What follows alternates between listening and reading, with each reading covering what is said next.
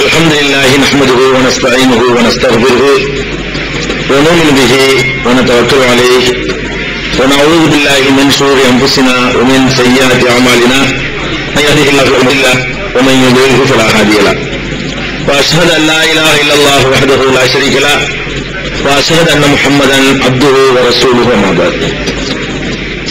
கண்ணியத்திற்குரிய எல்லாம் வல்ல அல்லாஹ் ஜல்ல ஷானஹு தஆலாவின் நல்லடியார்களே, அல்லாஹ்வுடைய பேரருளால் அவனுடைய திருத்தூதர் முஹம்மது ஸல்லல்லாஹு அலைஹி வஸல்லம் அவர்களுடைய வாழ்க்கை வரலாற்றை அறிந்து கொள்வதற்காக ஏற்பாடு செய்யப்பட்டிருக்கும் இந்த நிகழ்ச்சியிலே நாம் எல்லாம் திரளாக குழுமியிருக்கிறோம். கடந்த சில நாட்களாக நபிகள் நாயகம் ஸல்லல்லாஹு அலைஹி வஸல்லம் அவர்கள் மதீனாவிற்கு ஹிஜ்ரத் என்ற புனித பயணம் மேற்கொண்ட பிறகு அங்கே அவர்கள் உயர்ந்த ஒரு அந்தஸ்தையும் செல்வாக்கையும் புகழையும் அடைந்த நேரத்திலும் அவர்கள் ஒரு ஆணவம் கொள்ளாமல் ரொம்ப அடக்கமாக எளிமையாக வாழ்ந்திருக்கிறார்கள் என்பதை நாம் பார்த்தோம். அந்த வகையில் மனிதனுடைய நேர்மையை, மனிதனுடைய நாணயத்தை, ஒரு மனிதனை எடை போடுவதற்கான ஒரு உரசி பார்க்கக்கூடிய இன்னொரு அளவுகள் என்னன்னா, அவன் பாரபட்சமும் இல்லாம நடக்கிறானாங்கிறது ஒரு முக்கியம். இதுல உரசி பார்க்கணும். பெருமானார் ஸல்லல்லாஹு அலைஹி வஸல்லம் அவர்களை பணத்தை வைத்து உரசி பார்த்தாலும் அது அவங்கள ஒன்றும் செய்ய முடியல. புகழை அந்தஸ்து இதனால அவங்க ஏதாவது மாற்றம் அடைஞ்சிட்டாங்களான்னு உரசி பார்த்தாலும் அதுலயும் அவங்கள்ட்ட எந்த ஒரு மாற்றமும் வர முடியல. இது போல ஒரு மனிதனுக்கு சரியான ஆள்தானான்னு இடம் போடுறதுக்கு வேண்டியவன் வேண்டாதவன் அதுல எப்படி நடக்கிறான்னு இடப்பட தெரிஞ்சுக்கணும். இருக்கு ஒரே மாதிரியான ஒரு தப்ப சொந்தக்காரன் ஒருத்தன் செய்யறான், இன்னொருத்தன் செய்யறான். சொந்தக்காரனுக்கு ஒரு மாதிரியா நடந்து கொள்வது, இன்னொருத்தன்ட்ட வேற மாதிரி நடந்து கொள்வது, இது எல்லா மனிதர்களையும் காணக்கூடிய ஒரு பலவீனம். அல்லது ஒரு உதவிகள் செய்ய வேண்டியிருக்குது, ஒரே மாதிரியான வறுமை ஏதாவது ஒரு அளவுகோல செய்வது, வேண்டியவனா இருந்தா அவனுக்கு ரொம்ப அதிகமாக கொடுக்கிறது, வேண்டாதவனா இருந்தான்னா அது தெரியாதவனா இருந்தான்னா அவனுக்கு குறைச்சு கொடுக்கிறது, இதெல்லாம் எல்லா மனிதர்களையும் உள்ள ஒரு பலவீனம். ரொம்ப போக வேண்டாம். ரமலான் மாசத்துல நோன்பு திறக்கிறதுக்காக கொடுக்கிறோம், நோன்பு கஞ்சிய வச்சு வாசல் வச்சு ஊத்து சொல்லுங்க பார்ப்போம். முகத்தை பார்த்து தான் ஊத்துவார். ஊத்துறவர் எவரா இருந்தாலும் சரி ஊத்தும் போதே பார்த்துக்குவார். வேண்டியாங்க அவர் நினைச்சா அந்த முதல்ல செய்யும். ஒரு அறியாமலேயே 3/4 கப்பு 1 கப்பா வரும். சாதாரண ஒரு நோன்பு கஞ்சி, நோன்புக்காக கொடுக்கிற ஒரு கஞ்சி, இதுல ஒரு ஸ்பூன் அதிகமா வருவதனாலும் குறைவதனாலையும் பாரதூரமான ஒரு விளைவு ஏற்பட்டு போயிடாது. ஆனாலும் அதுக்கு பார்த்து என்ன செய்வாருன்னா, அது அந்த தட்சியம் பண்ணும்போது பங்கு வைக்கும் போது அந்த பாரபட்சத்தை காட்டுறான். சின்ன ஒரு உதாரணத்துக்கு சொல்றான், சின்ன ஒரு அளவுகள் இது. எல்லா மனுஷன்ட்டையும் அவன் தெரிந்தோ தெரியாமலையோ அவனுக்கு வேண்டிய ஆளுன்னு சொன்னா இதெல்லாம் அந்த பெரிய விஷயம் அப்படிங்கிற மாதிரி பாரபட்சம் காட்டக்கூடிய போக்கு நீங்க கீழே இருந்து மேல வரைக்கும் பாக்குறீங்க. அடியிலிருந்து மேல வரைக்கும் நீங்க போனாலும் இந்த பாரபட்சம் இருக்குது. எல்லா விஷயங்களையும் எல்லா நிலைகள்லையும் ஒரு சொன்ன ஒரு சட்டத்திற்கு முன்னாடி, ஒரு பிரச்சனைக்கு முன்னாடி, கொடுக்கிறதுக்கு முன்னாடி, தண்டிக்கிறதுக்கு முன்னாடி எல்லாரும் ஒரே மாதிரி தான் அப்படின்னு எல்லா விஷயத்திலையும் நடந்து காட்டியவர்கள் நீங்க வரலாறு எடுத்து பார்த்தீங்கன்னா பெருமானார் ஸல்லல்லாஹு அலைஹி வஸல்லம் அவங்க மாத்திரம் தான் அந்த வரலாறு மிச்சமாவாங்க. வரலாறு யாருக்கெல்லாம் இருக்கிறதோ, மற்ற நபிமார்களுக்கு வரலாறு இல்லைங்களே, கிடைக்கல.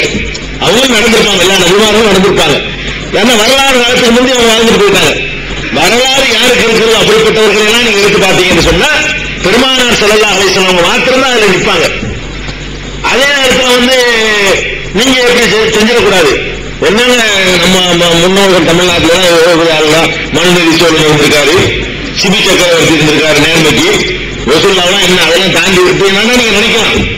இதெல்லாம் கற்பனை, இதெல்லாம் கற்பனை, முட்டாள்தனம். நீதிக்கு கூட இவனுக்கு சரியான வரலாறு கிடைக்கல. பாருங்க, எடுத்து காட்டுறான். நீதியாக நடக்க வேண்டும் என்றால் யாரு மாதிரி நடக்கணுமா? மனுநீதி சோழன் மாதிரி நடக்கணும். அப்படி அப்ப என்னப்பா மனுநீதி சோழன் அப்படின்னா, அவருடைய மகன், மனுநீதி சோழனுடைய மகன் தேர் ஓட்டிக்கிட்டு தேர்காலில் ஒரு கண்ணுக்குட்டியை அடிச்சு சாவடிச்சு போடுறான். ஒரு கண்ணுக்குட்டி மாட்டுடைய குட்டி இருக்குல்ல, அதுவே ஓடிக்கிட்டு மூட்டு கொடுக்க வேண்டிய செத்து போச்சு. செத்து போனா பசு என்ன செய்வான், தாய் பசு ஓடி வந்து ஆராய்ச்சி மணி அடிக்கலாம் நியாயம் கேட்டு.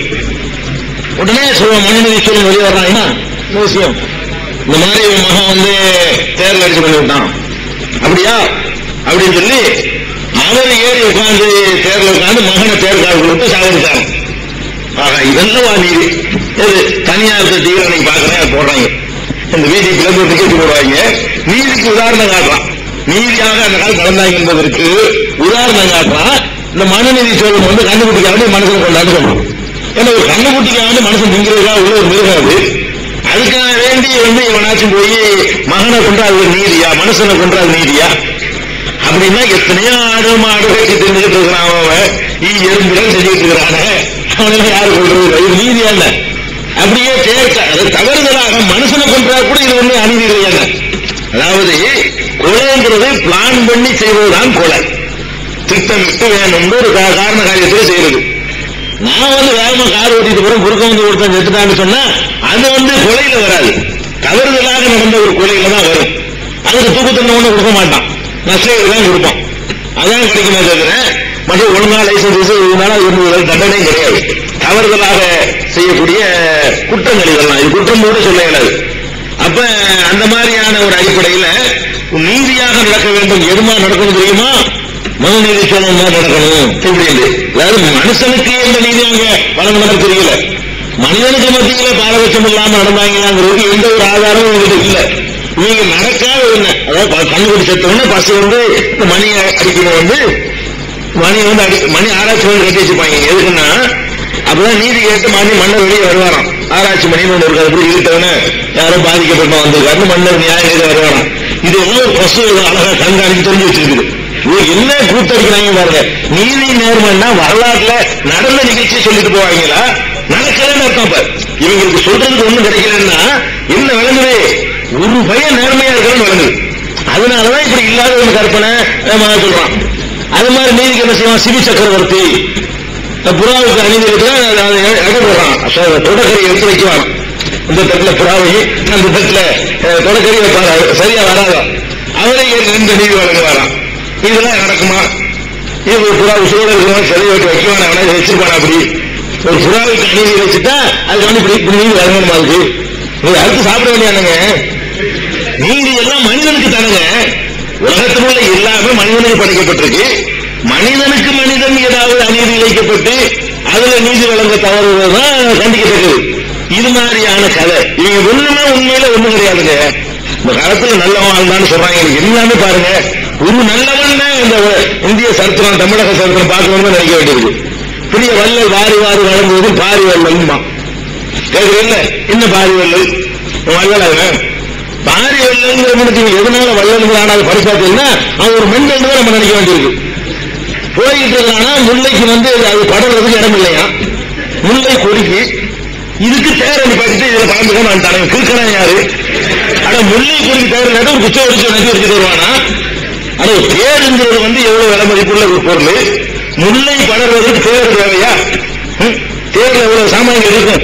முன்னாடி ஏழை மலைக்கு இருக்கலாம்ல, முல்லை எப்படி வாடினதை பார்த்தாராம், அவருக்கு தாங்க முடியலையா முல்லை கொடிக்கு. அதுக்கு படர்வதற்கு இந்த தேரை நிப்பாட்டி வச்சுட்டு நடந்து போயிட்டாங்க. வல்ல இருக்காங்க இவங்களுக்கு ஏதாவது உண்மை ஏதாச்சும் கிடைக்குதா வல்லன்னு சொல்லி அது ஒரு புகழா சொல்றது, ஒரு பாரி வல்லன். அது வந்து பாரி வல்லன் கிருஷ்ணன் சொல்றான் வளர்கிறவங்களுக்கு சிரிச்சுக்கிறாங்க, பாரி வல்லல் தான். இப்படித்தான் எல்லாம் பண்றானோ, எல்லாமே இந்த வல்லல் சொல்றதா இருந்தாலும் சரி, நீதிமன்றம் சொல்றதா இருந்தாலும் சரி, நெசமா நடந்ததுகளை சொல்லி இந்த மாதிரி ஆண்ட நம்பிக்கை இப்படி நடந்து அப்படின்னு வரலாறு சொல்லுவானோலாம். இதை விட்டு இந்த இலக்கியத்துல குறிச்சு கூட குறைய சொல்றது. நேர்மையான ஆட்சிக்கு உதாரணம் சொல்றதா அவர் ஆட்சியில புளியுமான ஒரே இடத்துல தண்ணியை குடிக்குமா, இப்படி இருந்தா தான் நேர்மையான ஆட்சியா? ஒருத்தனுடைய ஆட்சியில வந்து புள்ளியுமான ஒரே இடத்துல தண்ணி குடிச்சாதான் அந்த ஆட்சி நேர்மையான இருக்குமா? நேர்மையான ஆட்சிக்கு அளவுகள் மனுஷன் ஒழுங்கா இருக்கணும் அளவுகளா, அல்லது மிருகங்கள் தங்களுடைய சுபாவங்களை எல்லாம் மாத்திக்கிறது அளவுகளா? மாத்திக்கிறோமா? புலியாத்தான் இருக்கணும், மானாத்தான் இருக்கணும். எவனுடைய ஆட்சியில வந்து புள்ளியுமான ஒரே இடத்துல தண்ணி குடிச்சிச்சு, ஒரு ஆட்சி எப்படிப்பட்ட தெரியுமா? புள்ளிமானோட புலி ஒன்று தண்ணி குடிக்கும், இது அதை ஒன்றும் செய்யாது, அப்ப எதை சாப்பிடுறது? அவன் தான் சொல்றான், புலி பசித்தாலும் புள்ளை தின்னாதுங்கிறான். அப்ப திங்கிறது உணவே அதான இருக்கு. புள்ளி மாத்திக்கிறோமா தன்னுடைய சுபாவத்தை? எல்லாம் பொய். பெருமானார் ஸல்லல்லாஹு அலைஹி வஸல்லம் அவர்களே இந்த நீதி, நியாயம், இந்த பாரபட்சம் இல்லாத தன்மை இதுகள்ல உரசி பார்த்தீங்கன்னு சொன்னா அதுல அப்படி புடம்போட்டு தங்கமாக வரலாற்றுல அப்படி ஒருத்தர் நடக்க முடியாது. எல்லா விஷயத்திலையும் அப்படி இந்த நீதி நேர்மையை நிலைநாட்டுவதில் அவ்வளவு சுத்தமாக நடந்து காட்டியிருக்கிறாங்க பெருமானார் ஸல்லல்லாஹு அலைஹி வஸல்லம். அதுக்கு சான்றாக சில நிகழ்ச்சிகளை கூட நம்ம பார்க்கலாம். மதீனாவுக்கு போன பிறகு இஸ்லாமிய ஆட்சியை உருவான பிறகு இஸ்லாமிய குற்றவியல் சட்டங்கள் அல்லாஹ் கொடுக்கலாம். மக்காவில் இருக்கிற வரைக்கும் சட்ட திட்டங்கள்லாம் ஒன்றும் கிடையாது, அரசியல் சட்டம் ஒன்றும் கிடையாது. ஆட்சி இருந்தால் தான் அரசியல் சட்டத்தை அமல்படுத்த முடியும். மதீனாவுக்கு போன பிறகுதான் திருவிழா என்ன பண்ணணும், கொலை செஞ்சா இந்த மாதிரி தண்டிக்கணும், இந்த மாதிரி அரசியல் நடவடிக்கைகள், கிரிமினல் சட்டங்கள், குற்றவியல் சட்டங்களை எல்லாம் அல்லாஹ் கொடுக்குறான். அதுல ஒரு சட்டம் என்னன்னு கேட்டா ஐதீகமா திருடக்கூடியவர்கள் ஆண்களானாலும் பெண்களானாலும் அவங்களுடைய கைகளை வெட்டுங்கள். இது குர்ஆனுடைய கட்டளை. இந்த மாதிரி கைகளை வெட்டுவதில் உங்களுக்கு இறக்கமே வரக்கூடாதுன்னு அல்ல. அல்லாஹ்வுடைய சட்டங்களை அமல்படுத்துற விஷயத்துல ஆவமா இருக்க கை வெட்டப்படுற, பொம்பளை கையை வெட்டுறமே, ஒரு ஆம்பளைக்கு வயசானவனுக்கு வெட்டுறமெல்லாம் நினைக்க கூடாது. ஒருத்தருக்கு வெட்டினா அது திருட்டு போயிடும். ஒருத்தர் வெட்டினா என்ன செய்யும், அந்த திருட்டுங்கிறது கம்ப்ளீட்டா உலகத்திலிருந்து எடுத்து போயிடும். வெட்டி எல்லாரும் பாக்குற மாதிரி ஒரு காரியம் வைங்களேன், திருட மாட்டான். இது இஸ்லாமிய சட்டம். இன்னைக்கு எல்லாம் திருடுனா என்ன காரணம்னா, திருடுனா 3 மாசத்துக்கு அரசாங்கத்துக்கு சோறு கேரண்டி, அதுதான் திருடும். இன்னைக்கு ஏன் திருடுறான்னு கேட்டா, திருடுறான் திரும்ப திரும்ப திருடுறான். ஒரு தடவை ஜெயிலுக்கு போயிட்டு மதியம் வந்தவொடனே அடுத்த நாள் ஒரு நாள் கூட வெளியே இருக்க மாட்டான். வருவான், வெளியே வருவான், அடுத்த நாள் ஏதாவது திருடிட்டு உள்ள போவான். மறுபடியும் 3 மாசத்துக்கு உழைக்காம சோறுங்களாம். அது கேரண்டியா ரெண்டாம அவனுக்கு கிடைச்சி போயிடும். மறுபடியும் வருவான், மறுபடியும் போவான், மறுபடியும் போவான். 40, 30, 70 சாதனை செஞ்சுட்டு வச்சுருவாங்க. 3 தடவை சிறைக்கு போனா மீண்டும் கைது போட்டிருக்கான். நான் 35 சொல்லிட்டு கிடந்தேன். அன்னைக்கு பேப்பர்ல பார்த்தா ஒரு செஞ்சு வச்சுட்டான். 100 தடவை சிறை சென்றவர் மீண்டும் கைது. 3 தடவை போயிருக்கிறான் திருத்துக்காக வேண்டி.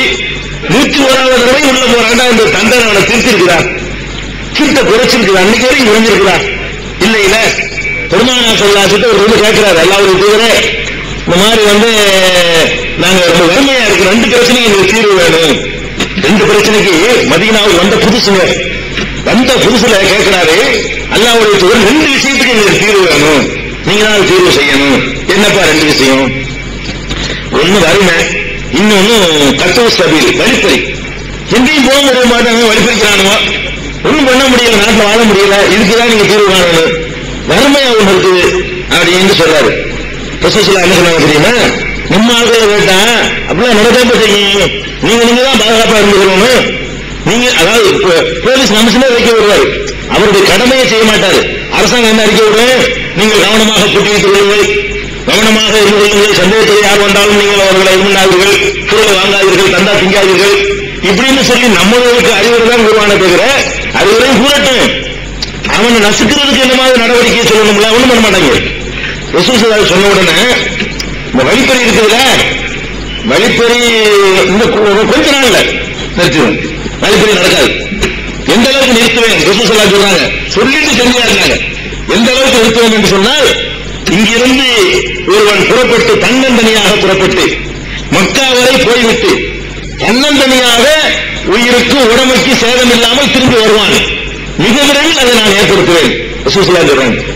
அதாவது ஆட்சியாளர் அதான் செய்யணும், ஆட்சியாளர் வேலை அதானுங்க. ஆட்சியாளர்கள் அறிவுரை சொன்னாங்க, நீ போகும்போது துப்பாக்கி வச்சுட்டு போ, அவனுக்கு அறிவுரை சொல்றது. வழிப்பறி நடக்குதுன்னா நீ போகும்போது கூட 10 பேர் கூட்டிட்டு போப்பா, 1000 தினம் வச்சுக்கிட்டு அவனுக்கு அறிவுரை சொல்றது. அதான் ஆட்சியாளர் வேலையா?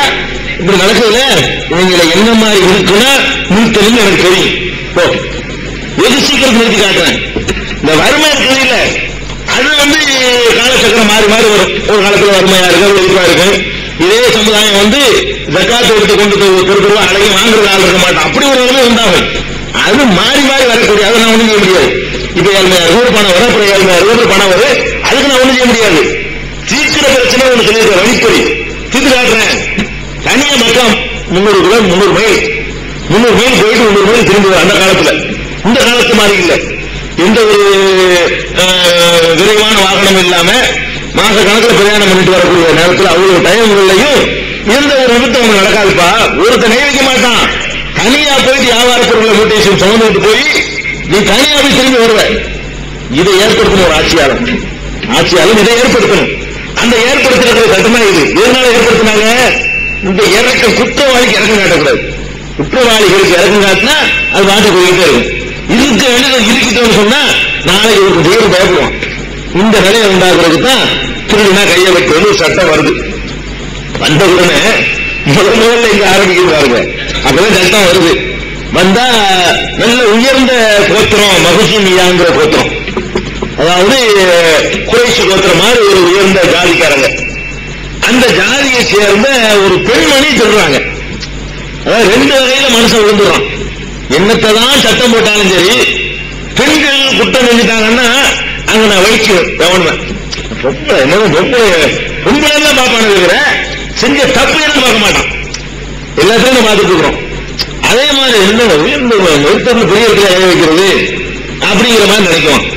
இந்த சட்டம் வந்த உடனேயே மகுசூமியா கிளை என்பது ஒரு பெரிய உயர்ந்த சாதிக்காரங்க. அந்த சாதியில உள்ள ஒரு பொம்பளை திருடிருச்சு.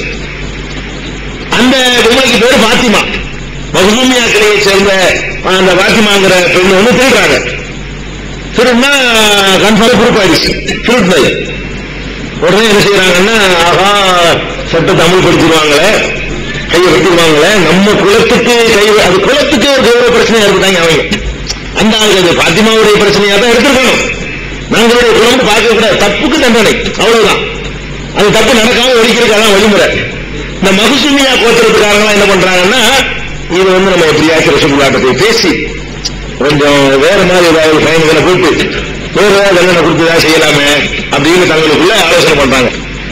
ஆலோசனை பண்ணிட்டு என்ன முடிவு பண்றாங்கன்னா, யாரு போய் பேசுறது தெரிஞ்சு வச்சிருக்காங்க, யாரும் பேச இயலாது. இந்த பாரபட்சம் தப்புக்கு பரிந்துரை செய்யறதுல கிட்ட நெருங்க இயலாது. அதுக்குரிய ஆள் கிடையாது. கரெக்டா இருந்தா மட்டும்தான் போய் பேச நெருங்க முடியும். தப்புக்கு பேசணும்னா அவ்வளவு சுபாவமா இருக்கிறதுக்கு என்ன, தப்பானதுக்கு பேசணும்னா அப்படி கண்கள் செவந்து அது வேற ஒரு ரசூலை அவங்க பார்ப்பாங்க, வேற ஒரு மனிதரை தான் பார்ப்பாங்க. அது வரைக்கும் அவர்கள் காணாத இன்னொரு மனிதராகத்தான் ரசூலா பார்ப்பாங்க. அப்படி கோவம் வந்துடும். தவறுக்கு மட்டும் போய் போச்சு அவ்வளவுதான், பொறுக்க முடியாது. இன்னும் நடந்தது ஆராய்ச்சி, அதனால யாரும் பேசுறது. அப்ப அது ஒட்டகம் வேணும், அது வேணும், சட்டை பிடிச்சா கேட்கலாம் போய் எனக்கு ஒட்டகம் தாங்க, அந்த அளவுக்கு பிரியா நெருங்க முடியும். அதாவது நியாயத்துக்கு மாத்திரம். தப்புன்னு சொன்னா அபூபக்கர் கூட நெருங்க முடியாது, அபூபக்கர் கூட நம்ம பேச முடியுமான்னு சொல்லி அப்படியான ஒரு இமேஜ் ரசூலுல்லாஹி ஸல்லல்லாஹு அலைஹி வஸல்லம் வளர்த்து வச்சிருந்தாங்க. கரெக்டா, அதாவது நல்லதுன்னா யாரு வேண்டாலும் வரலாம், தவறுன்னா யாரும் நெருங்க முடியாது, பேசக்கூட யோசிக்கக்கூடிய அளவுக்கு இது ஒரு மனிதனை கிடைக்காது. சில விஷயங்களை பேசி பார்க்கறதுக்கு யோசிக்கணும், இது போய் பேசுறாளா நடக்காது, அதை போகாடான்னு சொல்ற அளவுக்கு இருக்கணும், ஒருத்தன் பேர் இருக்கணும். அப்ப ரசூலுல்லாஹி ஸல்லல்லாஹு அலைஹி வஸல்லம் பேசுறது எல்லாருமே நீ நாட்டுல நான் மாட்டேன் நீ மாட்டேங்கிறாங்க.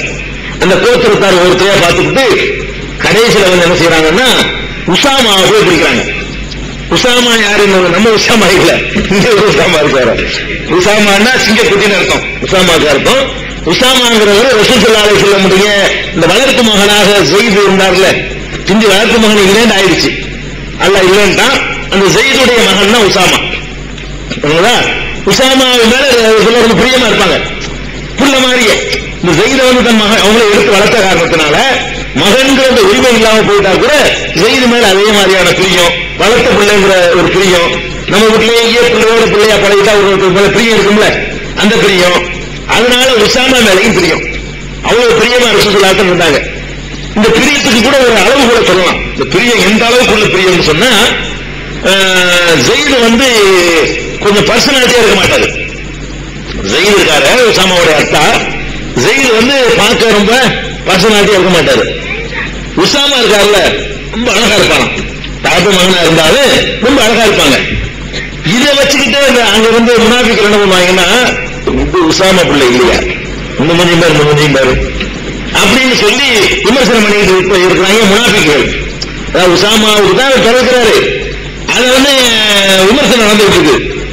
ரசூல் ஸல்லல்லாஹு அலைஹி வஸல்லம் வருத்தப்படுறாங்க, சொல்றாங்கல்ல ஒருத்தன் அப்ப மூன்று மாதிரியே தான் மகன் இருப்பான, என்ன கணக்குல பண்றாங்க, ஒரு தீர்வு கிடைக்காதான்னு சொல்லி அது ரொம்ப வருத்தப்பட்டு இருக்காங்க. ஒரு நாள் மஸ்ஜித் நபவி அங்கே படுத்து கிடப்பாங்க, இந்த ஊர் இல்லாத ஆளுக்கெல்லாம் பள்ளிவாசல் பிள்ளைங்கள படுத்து கிடக்குறாங்க. யாரும் ஸைது உசாமாவும் அத்தாவும் மகனும் ஒரே போர்வையை அவ்வளவு இருக்கு, ஒரு போர்வையை போத்திக்கிட்டு படுத்து கிடக்குறாங்க. படுத்து கிடக்கும் போது கால்கள் பாதங்கள் மட்டும் வழி இருக்கு, கால் மட்டும் கொண்டு வரக்கூடிய காலம் வழியே தெரியுது. அந்த நேரத்தில் ஒருத்தர் அந்த கைரேகை கால் ரேகையெல்லாம் பார்க்கக்கூடிய நிபுணர், கைரேகை கால் ரேகைன்னா ஜோசியம் சொல்றதுக்கு இல்ல, ஜோசி இந்த ரேகை ரெண்டு விஷயத்துக்கு யூஸ் ஆகுது. ரேகை பார்க்கிறேன்னு சொல்லி என்ன பண்றான்னா உனக்கு இத்தனை பொண்டாட்டி இத்தனை பிள்ளை இத்தனை அந்த மாதிரி அடிக்கிறான். இந்த ரேகை இல்ல. ஆனா போலீஸ் நிலையத்துல ரேகை எடுக்கிறான்ல, ரேகை வாங்கிக்கிறான்ல, எதுக்கு? ரேகை மாறாது. ரேகை என்பது எவ்வளவு காலம் ஆனாலும் ஒருத்தர் ரேகை மாதிரி இன்னொரு ரேகை இருக்காது. அப்ப குழந்தைகள் இருக்கும்போது அதே மாதிரி தான் பெரிய ஆளா போனாலும் அதான் வளர்ந்துட்டு போனதை தவிர அந்த ரேகையில எந்த ஒரு மாற்றம் இருக்கா? 8 வருஷம் ஆனாலும் அது அப்படி இருக்குங்கிறதுக்காக வேண்டி அந்த ரேகையை பாக்குறாங்க. இந்த ரேகை நிபுணர் வர்றாரு ஒருத்தர், இந்த ரேகையை பார்த்து கரெக்டா கண்டுபிடிக்கக்கூடியவர். அவர் எப்படி பள்ளியாசல் படுத்துக்கிட்டு உட்கார்ந்துருக்காரு. உட்கார்ந்துட்டு 2 பாகத்தையும் போய் பாக்குறாரு. கால் மட்டும் தான் தெரியுது, உசாமாவுடைய காலம் ஜெயிலுடைய காலம் தெரியுது. பார்த்துட்டு என்ன செய்யறாருன்னா, இந்த கால் அந்த காலில இருந்து தான் வந்திருக்குது.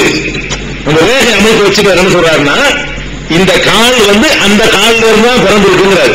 இவருக்கு பிறந்தவரும் அவருங்கிறாரு. ரேகை 3 பக்கம் யாரும் சும்மா உட்கார்ந்துட்டு இருக்காரு. பள்ளியில உட்கார்ந்துட்டு இருக்கிறவரை பார்த்து சொல்றாரு, இந்த காலில் இந்த காலம் வந்திருக்குங்கிறாரு.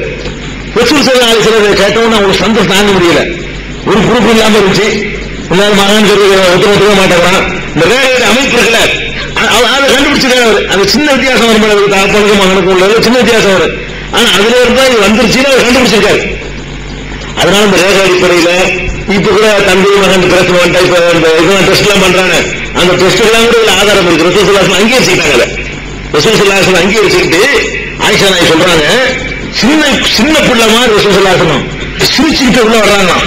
தெரியுமா உனக்கு, இந்த ஜெயிலுக்கு மகன் தான் உசாமான்னு சொல்லிட்டாண்டாரு, இந்த ரேகை பார்க்கிறாள் சொல்லி கொடுத்தாரு, அது ஒரே மாதிரி இருக்கலாம் அப்படின்னு ஒரு சந்தோஷம் தாங்க இல்லை. ஏன்னா அந்த களங்கம் தீர்வதில் ஏதோ தனக்கு தீர்ந்த மாதிரி ஒரு மகிழ்ச்சி இது உசாமா விஷயத்துக்காக வேண்டி. அப்படியான ஒரு பிரியத்தை ரசூல் ஸல்லல்லாஹு அலைஹி வஸல்லம் உசாமா மேல வச்சிருந்தாங்க. அதனால இவங்க என்ன பண்ணாங்கன்னா, உசாமா பிடிப்போம் புள்ள மாதிரி நெருக்கிட்டு வரைக்கும் போவார் அவரை நம்ம சிபார்த்து அனுப்புவோம், வேற ஆணையம் அனுப்ப வேணாம்னு சொல்லிட்டு உசாமா பிடிச்சி அனுப்பி விடுறாங்க. அவர் சின்ன வயசுல விளங்காம என்ன செய்யறாரு, மற்றவங்கெல்லாம் நேக்கா ஒதுக்கிட்டாங்க. அவர் விளங்காம ரசூலுல்லாஹ்ட்ட போய் அவங்க உயர்ந்த குலத்தில் உள்ளவங்க வேற மாதிரி ஏதாவது பனிஷ்மெண்ட் கொடுத்து இந்த கையெழுத்து மாதிரி இல்லாம கொஞ்சம் பாத்துக்கிறோங்க அப்படிங்கிற மாதிரி அவர் பரிந்துரைக்கிறார். கண்கள் செவந்து போய் முகம் மாதிரி தாங்க முடிய சூழலா இருக்குது. அல்லாஹ்வுடைய சட்டத்தில் நீ சிபாரிசு வர்றியா? அல்லாஹ் ஒரு ஆணையிட்டு இருக்கிறான், அதை நான் அமல்படுத்தக்கூடாது என்று அல்லாஹ்வுடைய தூதருக்கு நீ சிபாரிசு வர்றியா அப்படின்னு ஒரு கடுமையான வார்த்தையை சொல்லிட்டு வேற எல்லாரும் கூடி வரது வர்றாங்க. இதுக்கு முந்தி வாழ்ந்த சமுதாயம் அழிந்து போனதற்கு காரணம் தெரியுமா? மக்கள் உருவாகி இருக்கிறாங்க.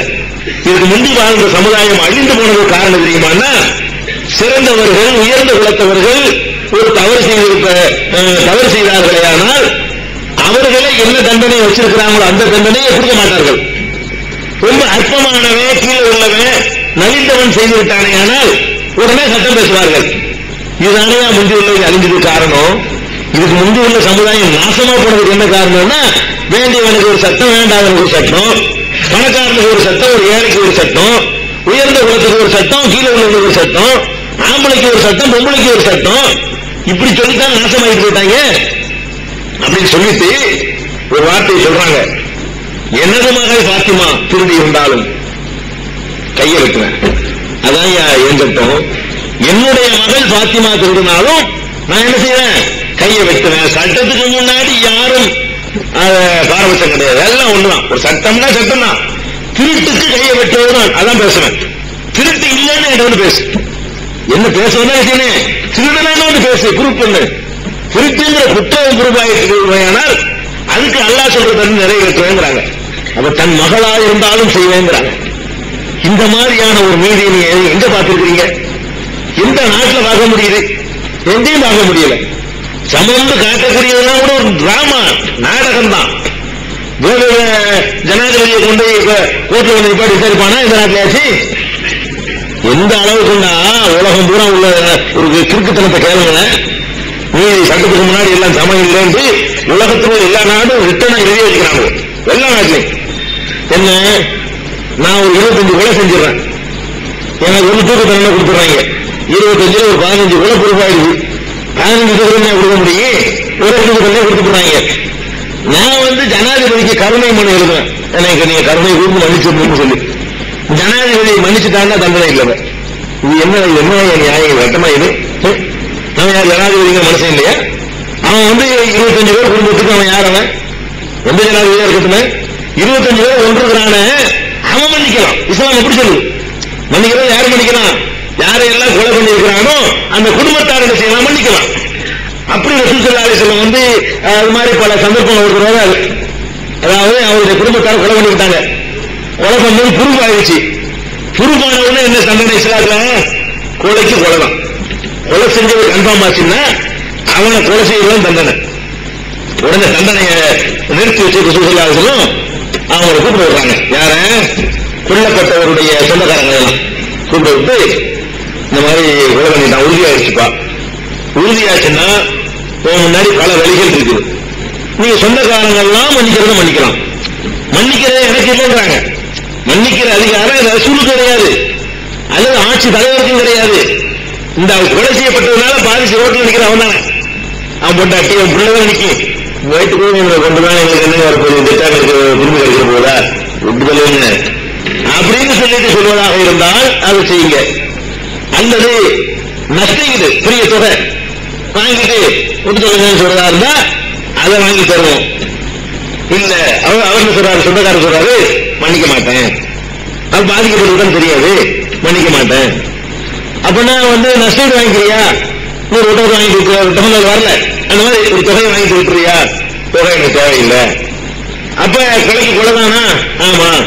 அப்ப நிறைவேற்று மாதிரி கடைசி ஒரு அறிவுரை உனக்கு சொல்றேன், நிறைவேற்றுங்க. ஆனாலும் நீ மன்னித்து விட்டாயானால் நீ செஞ்ச பாவத்தையும் சேர்த்து அந்த கொல்லப்பட்டார அவர் செஞ்ச பாவத்தையும் இவன் மறுமையில் சுமந்து வருவான்.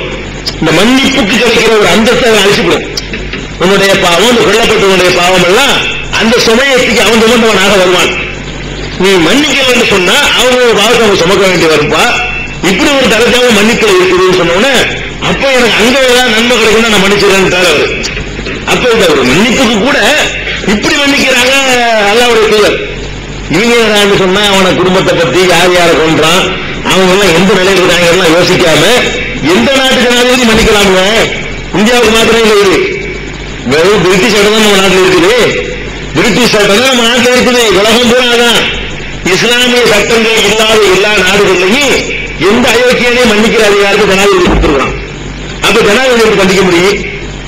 இவரே அயோக்கியனை தூக்கு தண்டனைக்கு போறவனை மன்னிக்க முடியும்னா இவரெல்லாம் தண்டிக்க முடியுமா?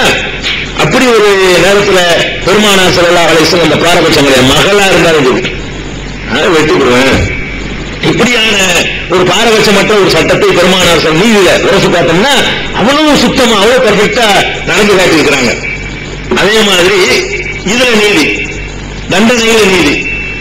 அதே மாதிரி அப்பாஸ் ரலியல்லாஹு யாரு உங்களுக்கு தெரியும்? ரசூலுல்லாஹ்வுடைய பெரியப்பா அப்பாஸ் இந்த இஸ்லாத்துக்கு வந்துட்டாரு. அதே மாதிரி ஹாரிஸ்ங்கிறவரும் ஒரு பெரியப்பா தான். இந்த ரெண்டு பேரும் என்ன பண்றாங்கன்னா அவங்க மகன்களை கூப்பிடுறாங்க. அப்பாஸ் யாரை கூப்பிடுறாருன்னா அவருடைய மகன் ஃபதுல் இப்னு அப்பாஸ், இப்னு அப்பாஸ் அவருடைய தம்பி ஃபதுல் வரை கூப்பிடுறாரு. இவரு ஹாரிஸ் என்ன பண்றாருன்னா அவருடைய மகன் அப்துல் முத்தலிப் அவரை கூப்பிடுறாரு. கூப்பிட்டு வச்சுக்கிட்டு நம்ம சொந்தக்காரர் தானே அவர் பேசுகிறார், நம்ம பிள்ளை தானப்பா, உங்களுக்கு அண்ணன் தானே, ரெண்டு பிள்ளைகளை கூப்பிடுற இளைஞர்கள் இருக்காங்க ரெண்டு பேரும், ஃபதுல் இப்னு அப்பாஸ் இளைஞர், இந்த அப்துல் முத்தலிப் ஹாரிஸ் இளைஞர். இந்த ரெண்டு இளைஞர்களையும் கூப்பிட்டு வச்சுக்கிட்டு ரசூல் ஸல்லல்லாஹு அலைஹி வஸல்லம் உங்களுக்கு அண்ணன் முறை தான் வேணும், எங்க பிள்ளை தான் எங்க அண்ணன் பிள்ளை தான், அதனால உங்களுக்கு என்ன வேணும்? சின்ன மக்கள் பெரிய மக்கள் தான். யார் யாரும் இந்த ஜக்காத்து இல்ல செல்வ செழிப்புலாம் வந்தவன ஜக்காத்து வசூலிக்கிறதுக்கு வேலை வாய்ப்பு பெறாங்க. வசூலிக்கிற ஆளுக்கு சம்பளம் கொடுக்கலாம் ஜக்காத்துல. அது குர்ஆன்ல எல்லாம் அனுமதிக்கிறான். அவ்வளவு ஆம்பிரின் அழகா ஜக்காத்து 8 வகையான மக்களுக்கு சொல்லும் பொழுது அதுல ஜக்காத்தை வசூலிக்கிறவங்களுக்கும் ஜக்காத்து கொடுக்கலாம். வசூலிச்சுட்டு வர்றாரு, 1000 ரூபாய் வசூலிச்சு வர்றாரு, 100 ரூபாய் நீங்க வச்சுக்கணும்னு கொடுக்கலாம், தப்பு கிடையாது. வசூலிப்புவருக்கு அதுல ஒரு பங்கு இருக்குது, அல்லாவே அனுமதிக்கிறான் குர்ஆன்ல. இதை பார்த்துட்டு என்ன பண்றாங்கன்னா நம்மளும் சும்மான இருக்கிறோம், நம்மளை அதுக்கு வசூலிக்க நியமிக்கலாம்ல, நீங்க கேளுங்க வேலை கேளுங்க போய் உங்களுக்கு சொந்தக்காராக யார் யாரும் கொடுத்துருக்காங்க நீங்க போங்க கலப்புறாங்க. ரெண்டு பேரும் அப்பாஸ் ரலியல்லாஹு அதை ஹாரிஸ் தூண்டி விட்டு ரெண்டு பேரும் போய் அது கல்யாணம் வேற பண்ண வேண்டி இருக்குது. அதே சொல்றாங்க கல்யாணம் வேலை பண்ண வேண்டியிருக்கு, கல்யாணம் மகள் கொடுக்க வேண்டியிருக்கு. கல்யாணம்னா இப்படி செஞ்சுப்பாங்க அந்த காலத்துல. ஆம்பளைக்கு பெரிய கஷ்டம். இப்ப பொம்பளை கஷ்டமா இருக்கிற மாதிரி அந்த சமூக அமைப்புல சரி, இன்னைக்கு வரைக்கும் சரி அரபு நாட்டுல ஆம்பளை இருந்தா பெரிய கஷ்டம் தான். கல்யாணம்னா அது பெரிய விஷயம். கல்யாணம் பண்ணணும் என்ன பண்றது கவலைப்பட்டு இருப்பான். ஆம்பளை பிள்ளை வச்சுக்கிறவங்க உன் பிள்ளை கல்யாணம் பண்ணணுமா மதுரை கொடுக்கணும் 5 லட்சம் இருக்கிறாங்க. 5 லட்சம் ரியால் ரூபாய் இல்ல, 5 லட்சம் ரியால். ரியால்னா என்னாச்சு? 10 ரூபாயா 50 லட்சம் ரூபாய்க்கு 50 லட்சம் ரூபாய் மதுரை இருக்கிறா. எங்க போறதுன்னு சொல்லிட்டு கல்யாணம் பண்ணாம இளைஞர்கள் இன்னைக்கு தயங்க இருக்கிறாங்க. சவுதியில அரசாங்கம் கடன் கொடுத்து மானியம் கொடுத்து கல்யாணம் பண்ணுங்கடான்னு சொல்லுது. கல்யாணம் பண்றவனா இங்க வந்து மனு கொடுக்குறான், ரூபா அப்படியே கல்யாணம் பண்ணுங்கடான்னு சொல்லி சவுதி அரசாங்கம் இன்னைக்கு பண்ணிட்டு இருக்கான். அப்ப அன்றையில இருந்து 14 நூற்றாண்டு நடக்குது. நம்ம வேற ஒரு இடத்துல வந்ததுனால இங்க கலாச்சாரத்தை ஒட்டிக்கிட்டு நம்மள வந்துருச்சு. வரவச்சனங்கள் பெண்ணை சாட்டை கேட்கறது இருக்குல்ல, இது எப்படி வந்துச்சுன்னா நம்ம வேற சமுதாயத்துல சிலாத்து வந்திருக்கோம். அந்த சமுதாயத்துல வந்து இந்த பழக்கம் இருந்துச்சு, நவரி கொடுக்குற பழக்கம். அந்த பழக்கத்தை அப்படியே எடுத்துட்டு வந்தோம். நிறைய விஷயங்கள் எடுத்துட்டு வந்தோம். சமாதி வழிபாடு, அந்த சாமியார் காலில் விழுவதெல்லாம் அங்கே எடுத்துட்டு வந்ததுதான். இப்ப தாயத்து தட்டு சிலாத்துக்கு வந்துட்டாலே சில விஷயங்களை கொண்டுகிட்டே சிலாத்துக்கு வந்துட்டோம். ஒழுங்கு விட்டுட்டு வராம வரும்போது அங்க உள்ள சில சனியன்களையும் கொண்டு வந்திருக்கிறோம். அந்த சனியன்களுக்கு கொஞ்சம் வரவேற்சனை கொடுக்க வேண்டும். அப்ப அவர் சொல்றாரு, பதினெட்ட மகன் சொல்றாரு, கல்யாணம் பண்ணணுமா, காசு வேணும்ல, கல்யாணம் பண்ணாம கிடக்குற இளைஞர்களா இருக்கிறீங்க, போய் வேலை கேட்டா சம்பாத்தியம் கிடைக்கும், கல்யாணம் பண்ணலாம்ல அப்படின்னு சொல்லி கொண்டு விட்டோன்னே அப்ப அலிரவிரான் வர்றாங்க. பேசிட்டு இருக்கும்போது அலியும் சொந்தக்காரால் தானே, அலியும் வந்து அப்ப பலருடைய அண்ணன் தானே வருவாரு, ரசூலுல்லாஹி மருமகனா இருந்தாலும் அதே கோத்திரம். அப்பாசுடைய அண்ணன் அபுதாலிபு, அபுதாலிபு மகன் அலி, எல்லாம் ஒரே கோத்திரம் தானே. அவர் வந்தோடனே நீ வந்து சொல்லிப்பா, நீ நான் சொல்லலாம்ல, நீ மருமகனா இருக்கிறீங்கள, அவர் 2 பேரும் சொல்றது மட்டும் இல்லாம நீ மருமகனா இருக்கிறீங்களப்பா, நீனா சொல்லி உன் தம்பிமார்கள் வாங்கி கொடுக்கலாம்ல, போ சொல்லு அப்படின்னு அலிரவிரான் ஒரு சாவி கொடுக்குறாங்க. அலிரவிரான் இருக்கிறாரு, நடக்கிற காரியம் நான் மாட்டேன், வேலை வாய்ப்பும் தரமாட்டாங்க, நான் சொல்ல மாட்டேன்றாங்க. நீ வந்து பொறாமை, நாங்க நல்லா இருக்கக்கூடாதுக்கா நீ இப்படி பண்ற அப்படின்னு சொல்லி அவர்கிட்ட சண்டை பிடிச்சுட்டு நீங்க போங்கப்பா அப்படின்னு சொல்லி அனுப்பி விடுறாங்க. 2 பேரும் வர்றாங்க. 2 பிள்ளைகளை சொல்லிவிட்டு யாரு ஃபதுல் bin Abbas, Abdul Muttalib bin Harith 2 பேரும் வந்து தொழுகைலாம் முடிச்சுட்டு வீட்டு வாசல் நுழைவாங்கல்ல, அங்க வந்து நின்றுக்கிறாங்க. ரசூலுல்லாஹ் வரும்போது சலாம் சொல்லி வரணுங்கிறதுக்காக வேண்டி என்னன்னு கேட்பாங்க. வீட்டு வாசல் நின்றுக்கிறாங்க. வந்தவங்க ரசூலுல்லாஹ் பேசிக்கிட்டு உள்ள நுழையும் போது சலாம் அலைக்கணும்னு வாங்க வாங்க சொந்தக்காரங்க தம்பி மாதிரி வாங்க வாங்கன்னு கூட்டிட்டு போய் அப்ப ரசூலுல்லாஹ் ஜெயினப் வீட்டுல இருக்கிறாங்க. ஜெயினப்ங்கிற மனைவியுடைய வீட்டுல அன்றைக்கு தங்குற முறை அங்க தங்கி இருக்கிறாங்க. தெரிஞ்சுக்கிட்டு அங்க இருந்து உள்ள கூட்டு போயிட்டாங்க. கூட்டு போனா பல விஷயங்களையும் சொந்தங்கள் இருக்கிறதுல எடுத்துக்கிறாங்க. தான் நல்லா இருக்காங்களா, நல்லா சரிப்பாங்கல்ல, இது மாதிரி ரொம்ப நேரம் பேசிக் கொண்டிருந்தார்கள். பேசிக்கொண்டு இருந்துட்டு அப்புறம் மேலே இப்ப நம்ம வயசு கல்யாணம் வயசாச்சு, கல்யாணம் பண்றதுக்கு கொஞ்சம் வசதி இல்லாம கஷ்டப்படுறோம், ஆரம்பிக்கிறார். கல்யாணம் பண்றதுக்கு வசதி இல்லாம சிரமப்பட்டு இருக்கிறோம். யார் யாரும் தக்காத்தி வசூல் பண்றதுக்காக வேண்டி ஒரு ஊருக்கு வசூல நியமிக்கிறாங்க. மகளிருக்கு அது இதுன்னு சொல்லி கவர்னர் மாதிரி அவர் வந்து கலெக்ட் பண்ணுவாரு. இந்த எல்லாமே கவர்னர் கவர்னர் சொல்றீங்களே, அந்த காலத்துல எல்லாம் கவர்னருங்கிற வர கலெக்டர் பேரு, இதுல கலெக்ஷன் பண்றவர் தானே வேலையை, ஆளுநருடைய வேலையை நிதி திரட்டுவதற்கு தான் அந்த காலத்தில் நியமிச்சாங்க. அது ரசூலுல்லாஹி எடுத்ததுதான். நிதி திரட்டுபவர் தான் ஆளுநராக இருப்பார். கலெக்டர் இந்த மெட்ரோ நம்மளுக்காக இருக்கிறதான். நிதி வேணும் அரசாங்கத்தை நடத்துறதுக்கு. முதல்ல ஆளுநர், 2வது விஷயம் நிதியை திரட்டுவதற்காக வேண்டிய ஆம்பளை நியமிப்பாங்க. அதை வச்சு இவனு கலெக்டர் பேரை வச்சு அதை நியமிச்சு வச்சுட்டான். அப்ப இப்படி யார் யாராவது எந்த ஊருக்காக நியமிக்கிறீங்க, எங்களுக்கு ஒண்ணு போட்டு பண்ணீங்கன்னா கொண்டு ஜெயினபுரம் இல்லாம அந்த ரசூலுல்லாஹ்வுக்கு பின்னாடி நிற்கிறாங்க. 2 பேரும் பாக்குறாங்க, பார்த்து சைகை பண்றாங்க. கேட்காத ரசூலுல்லாஹ் மனைவிக்கு தெரியுங்கள, மற்ற பேசிட்டு சும்மா இருக்கிறாங்க. ஒரு வேலை கேட்கிறாங்கல்ல, அவங்க சிக்கன் கொடுக்குறாங்க. கேட்கறாத கோவம் பண்ணி சைகையிலே நிற்கிறாங்க. வாய திறந்துடாத எடுத்துட்டு கேட்கறாங்கிறாங்க. இவங்க கேட்டுக்கிட்டாங்க. கேட்டவன ரசூலுல்லாஹி ஸல்லல்லாஹு அலைஹி வஸல்லம் கோவம் வந்துருச்சு. இந்த அழுக்கு அசுத்தம். ஜகாத் என்பது வந்து மக்களுடைய அந்த அழுக்கு பணம், அது தொடக்கூடாதுன்னு சமுதாயத்திற்கு இருக்கோம். நம்ம என்னுடைய குடும்பத்தை சேர்ந்தவர்களாக நீங்க இருந்து கொண்டு அதுல ஒரு வேலை கேட்கிறீங்களே, எப்ப ஜகாத்தை ஹராம்னு சொல்லிவிட்டாங்களோ பணியாற்றி தானே திங்கிறோம்னா சமாதானம் பண்ணிக்கல கூடாது. அதை மாடு அடிக்க விட அடிக்கக்கூடாதான். இது யார் யாரும் நியமிக்கிற மாதிரி 2 பேரும் வேலை கொடுத்துருக்கலாம். கொடுக்க மாட்டானே, சொந்தக்காரங்களுக்கு தரவே மாட்டாங்க. சொந்தக்காரங்களை இந்த ஜகாத்து பணியில வசூலிக்கிறதுக்கு கவர்னராக, ஆளுநராக, பில் கலெக்டராக நிச்சய மாட்டாங்கள நியமிக்கிற விளையாட்டு கிடையாது, முடியாது. கல்யாணம் பண்ணணும் அவ்வளவுதானே அப்படின்னு சொல்லிட்டு ரசூல் ஸல்லல்லாஹு அலைஹி வஸல்லம் அவங்கள்ட்ட ஏற்கனவே பெண்ணெல்லாம் இருக்குது, கல்யாணம் பண்ணாம கஷ்டப்படுறோம், ஏதாவது மாப்பிள்ளை பாருங்க ரெண்டு பல பேர் சொல்லி வச்சிருக்கிறாங்க. கல்யாணம் என்ன பண்ணணும், இப்ப பண்ணி வைக்கிறாரு, அது செய்யணும், இப்ப பண்ணி வைக்கிறேன் அந்த கொடி பாப்பா ரெண்டு பேரை சொல்றாங்க. ரெண்டு பேரை சொல்லி அந்த கூட்டிட்டு வா, அவர் வர்றாரு. மகளை கல்யாணம் பண்ணுங்க, ஆமா இந்த என் தம்பி பொண்ணு கொடு, ஒரு பொண்ணுக்கு கல்யாணம் பண்ணி பதிலுக்கு நான் பார்த்து கொடு, நீ என்ன பார்த்துருவா, நீ இவருக்கு பொண்ணு கொடு, நீங்க கல்யாணம் பண்ணிக்க. வேலை வர மாட்டேன், அரசாங்க வேலை வர மாட்டேன், கல்யாணம் பண்ணி வைக்குவேன், அன்னைங்கிற முறையில கல்யாணம் பண்ணி வைக்குவேன். இதுல நீதி, இதுல நீதி, நீதில பிள்ளைங்க இருக்கனே உனக்கு சொன்னா அதை கிடைச்ச வரைக்கும் பாரபட்சம் இல்லாம எல்லாத்திலையும் பெர்ஃபெக்டா நடந்து காட்டணும் இல்லையா? அப்படியான ஒரு நீதியை ரசூலுல்லாஹி நிலைநாட்டுறாங்க. பாரபட்சம் ஒரு சட்டம்னா எல்லாத்தையும் ஒன்னா கொண்டா நிப்பாட்டணும். இன்னும் சொல்ல போனா ரசூல் ஸல்லல்லாஹு அலைஹி வஸல்லம் வழங்கின நீதி இருக்கு பாருங்க, அந்த நீதியை இன்னொரு வகையில சிந்திச்சு பாத்தீங்கன்னா மற்றவங்களை விட சொந்தக்காரங்களுக்கு மண்டல குட்டு தான் எடுத்துக்கிறாங்க. அது இந்த சொந்தமா இல்லாட்டி இவங்க வேலை கிடைச்சிருக்கணும் யோசிச்சு பாருங்க. அதாவது இந்த ரசூலுல்லாஹ்வுடைய உறவு மட்டும் இல்லைன்னா வேலை இல்லை என்பதற்காக இந்த ரெண்டு பேரும் வேலை கிடைச்சிருக்குமா இல்லையா? ரசூல் ஸல்லல்லாஹு அலைஹி வஸல்லம் உறவினர் என்ற காரணத்திற்காக உறவினர்களுக்கு கஷ்டங்கள் தான் ஏற்பட்டுச்சு. வாரிசுக்கு வாரிசு சொத்து கிடைக்க மாட்டேன்ருச்சு, மகள் பாதிக்கப்பட்டாங்க, மனைவிகளுக்கு உணவுனால கஷ்டப்பட வேண்டிய நிலைமை வந்துச்சு, எல்லாம் பாதிப்புத்தானே. அதே மாதிரி ஹஜ்ஜில வச்சு அறிவிக்கிறாங்க. ரசூல் ஸல்லல்லாஹு அலைஹி வஸல்லம் ஹஜ்ஜுக்கு போறாங்க இல்லையா, கடைசி வச்சுக்கிறோமே, அந்த ஹஜ்ஜில இது ஒரு புனிதமான நகரம், இது புனிதமான மாதம், இது புனிதமான நாள், இங்க உடமை இருக்கு எந்த தீங்கு வந்துடக்கூடாது அப்படின்னு அந்த பெரிய உரை நிகழ்த்துவாங்க. அரபா உரை உலக பிரசித்தமான உரை. பெருமானார் ஸல்லல்லாஹு அலைஹி வஸல்லம் அவர்கள் அந்த ஹஜ்ஜுக்கு போயிருக்கும் பொழுது ஒட்டகத்தில் அமர்ந்தவர்களாக மெம்பர்லாம் கட்டியிருந்துச்சு. அந்த காலத்துல ஒட்டகம் தான் மெம்பர், ஒட்டகத்தில் ஏறி உட்கார்ந்தவர்களாக மக்களுக்கு உரை நிகழ்த்துறாங்க.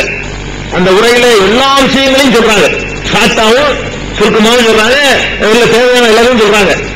அந்த சொல்ற விஷயத்துல ஒண்ணுன்னா சொல்றாங்க பாருங்க. தெரிந்து கொள்ளுங்கள், இன்று முதல் வட்டி முழு அளவுக்கு தடை செய்யப்படுகிறது.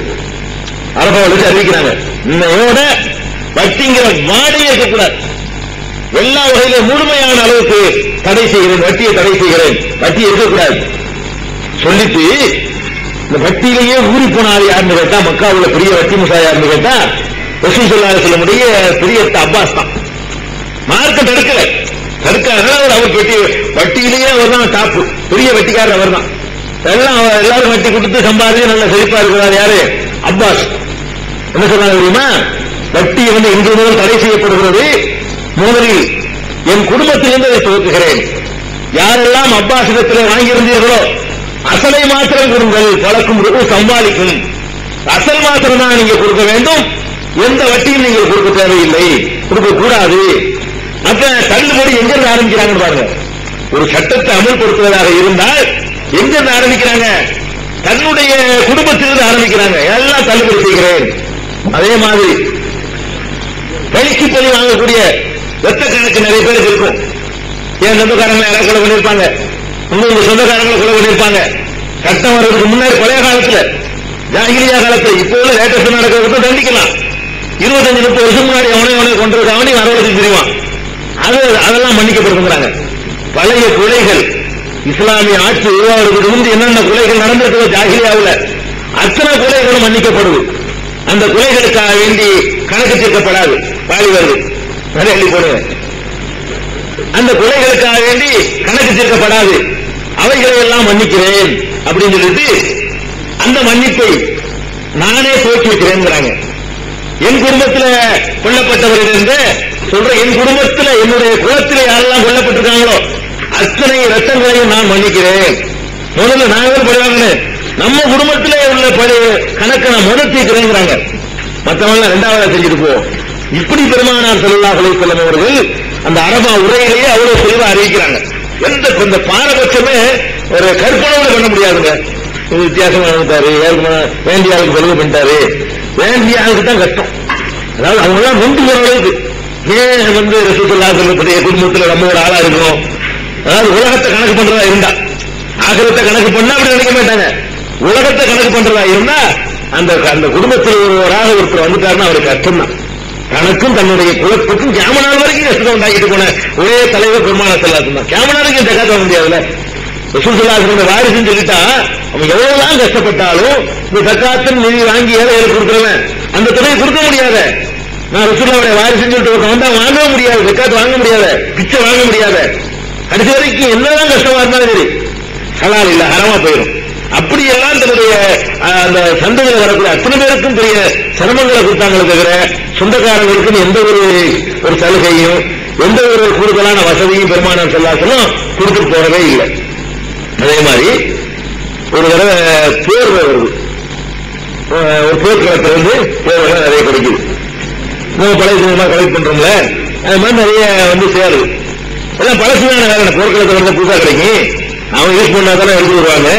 போர்வை மாதிரிலாம் ஆடைகள்லாம் நிறைய வருது. அதை வந்து யார் யாருக்கு என்னமோ பங்கிட்டு கொடுக்குறாங்க.